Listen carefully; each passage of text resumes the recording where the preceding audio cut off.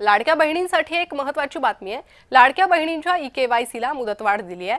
पती नसलेले, वडील नसलेले यांच्यासाठी स्वतंत्र संकेतस्थळ उपलब्ध करून देण्यात आलंय। मुख्यमंत्री माझी लाडकी बहीण योजनेतील 1.5 कोटी महिलांना ई-केवायसी करण्यासाठी 31 डिसेंबर पर्यंत मुदत वाढवून दिली। 31 डिसेंबर पर्यंत आधीची मुदत होती आणि ती आता वाढवण्यात आलेली आहे। अजूनही सुमारे 45 लाख महिलांनी ई-केवायसी केलेली नाही, त्यामुळे या प्रक्रियेसाठी आणखी एका महिन्याची म्हणजेच 31 जानेवारी पर्यंतची मुदत वाढवून दिली आहे।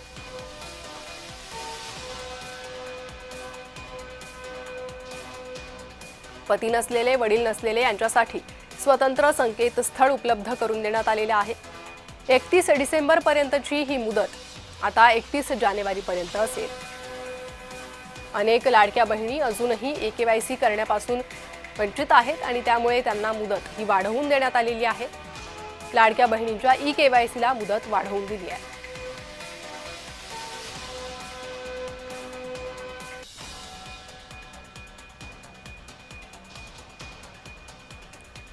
लाडक्या बहिणींना ई-केवायसीसाठी मुदत वाढवून दिली आहे। पती नसलेले, वडील नसलेले यांच्यासाठी स्वतंत्र संकेतस्थळ हे देण्यात आलेलं आहे।